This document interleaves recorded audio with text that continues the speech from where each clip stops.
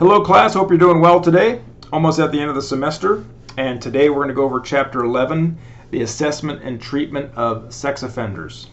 Again, another good chapter, a lot of good information, talks about treatment within a facility, outside a facility, group therapy, and what works and what doesn't work. So make sure you read the chapter, and again, go over the discussion questions.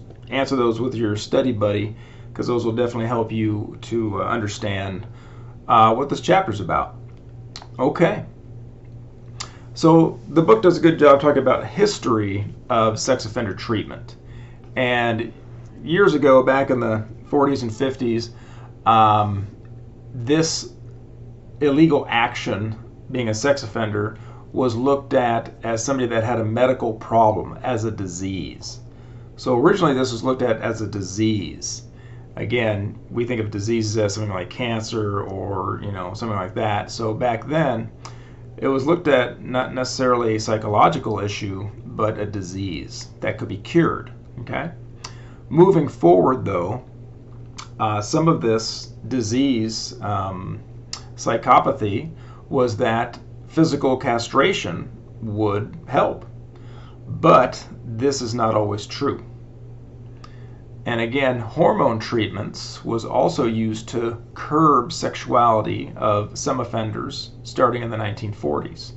So again, so far we've looked at treatment, and so far we looked at a disease, physical castration, and now hormone treatments. And most of those did not work. Pharmacotherapy, basically androgens and chemical castration, started in the 1960s. So again, we're still trying to move forward, treating this as something physical, not necessarily in the brain. And the 1970s, that's when researchers found that it was more of a behavior therapy that could cure somebody of these types of crimes. So we went from physical to now mental incapacity to treat somebody. In the 1980s, relapse prevention training was added to treatment, because if you're in therapy and you relapse, then we have to go to relapse prevention training. So again, this is more toward learning how their limits are, controlling urges. Other 1980 additions included cognitive restructuring or cognitive therapy, victim empathy training, sexual arousal monitoring, and increased the validity of some other testing when it came to men that get erections when they're shown certain pictures of, say, young boys or young girls. So again, there's a lot of history that has been developed to try to help sex offenders not recommit crimes. Polygraph testing in the 1990s was introduced, and it is still used today. It's a very, very big thing that's used for treatment. And in the 2000s, which we'll talk about in a little bit, added the Good Lives model and self-regulation, sort of a check yourself at the door therapy. So the book talks about some roadblocks to good treatment. In the 1970s, there was a statement from many researchers that said nothing works in the treatment of sex offenders, not only sex offenders, but prisoners as well. But in the 1980s, more research was done, and they thought they came up with some good implementation of treatment, but doubts remained. So currently, as we've talked about in this book, is cognitive behavioral therapy or counseling, and a multimodal, which means many different agencies, counseling techniques that are used. But there's still lack of rigorous research into these areas about sex offender treatment. So this association for the treatment of sex abusers gives guidelines for assessment, Basically, for the assessment of sex offenders treatment, the background is the most important of the criminal history of the person that needs to be treated. Also, there's physiological testing and a battery of such other exams or tests such as IQ, personality, social attitudes, and risk levels. So these are the guidelines for assessment. When you're assessing a sex offender for treatment, these are what are looked at in order to put that person into a treatment program. Okay? Types of treatments, again, depending on the assessment, whatever training or sex offender treatment they're going to go into, the cognitive behavioral treatment does these things. And you can read these things. Okay, this is the goal, to recognize change and reevaluate their behavior. So it's basically reteaching somebody how to think, okay, and what to do with urges that they have. Understanding their triggers, what triggers somebody to relapse. So it's a lot of one-on-one or group counseling of finding what's going on within the person. And it can be very lengthy. It's not just a few days or a few months, it could last years. The Good Lives model, this is kind of interesting because a lot of conservative criminal justice folks do not agree with this nor believe it. Basically, the Good Lives model came out recently, helped sex offenders develop the skills to attain basic goals: family, work, community, personal sense of well-being, so to break the sexual offending cycle. To be pro-social, being a positive person in the community. Sometimes it's difficult because people do what they want to do and they don't want to change. So there's group treatment or group processes that are utilized in all of these types of sex offender treatment. But it lets the sex offenders help each other to avoid triggers and relapse. Is this a good method to put 10 sex offenders in a room and have daily or weekly counseling sessions? Some think it is, some think it's not. Medical treatment, we talked about that a little bit. Depo-Provera is a very common drug that it's used to decrease sex drive. Are there any issues with that? Can you just inject somebody with a shot of Depo-Provera to stop their sex drive? Any issues you see with that? Is it forced? Is it voluntary? Can you force it upon somebody?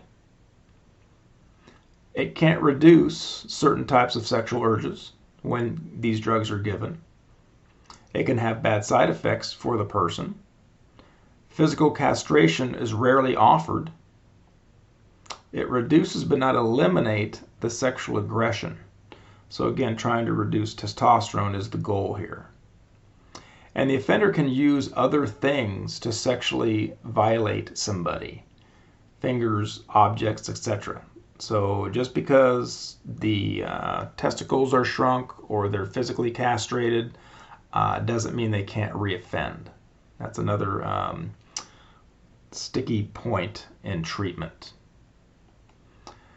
So we look at the community versus prison. Can you be treated in prison? In prison treatment, there is treatment in there. There's counseling. There's things that can be done. But a lack of follow-up in the community is a big issue. When someone's released in California from prison, they're a sex offender, they go through the program of treatment in prison, they get out on parole, then it's up to parole to follow up. So sometimes that doesn't always happen. But the follow-up should be the person that gets out of prison, is now on parole, goes into a community treatment program. There are some effects, some positive effects, some negative effects of this type of treatment.